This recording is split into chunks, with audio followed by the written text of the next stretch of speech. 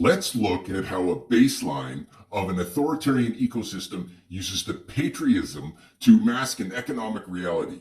The moment a trade deadline lapses and a policy loop breaks, the party doesn't look at the data. They just point at the flag. Watch how the compliance echo chamber tries to assure you that our domestic manufacturing is completely insulated. Honestly, guys, I'm getting so tired about this doom and gloom rhetoric from the trade first deadline. It's literal misinformation. We're totally fine. Big global conglomerates build their most popular, top selling SUVs right here in Canada. We have massive domestic manufacturing plants in Ontario. We don't need to panic about cross border rupture. We build Canadian. Notice the narrative of the illusion. The intern looks at the massive factory floor and genuinely believes we are a self-contained island.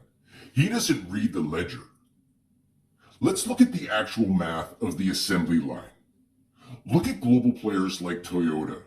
Days after the trade deadline expired, they announced a massive multi-billion-dollar capital shift, moving vehicle production directly into San Antonio, Texas.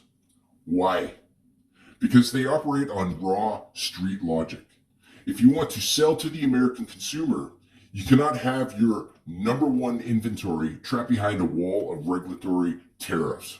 In reality, when it comes down to actual automotive sales volume, we are nothing other than a 51st state. A single American state like California buys way more new vehicles annually than our entire nation combined. Those massive domestic plants do not exist to serve our tiny domestic market. If you force them to rely entirely on what is consumed in our own borders, the factory doors would be shut down for 6 months of the year. We are not an economic fortress.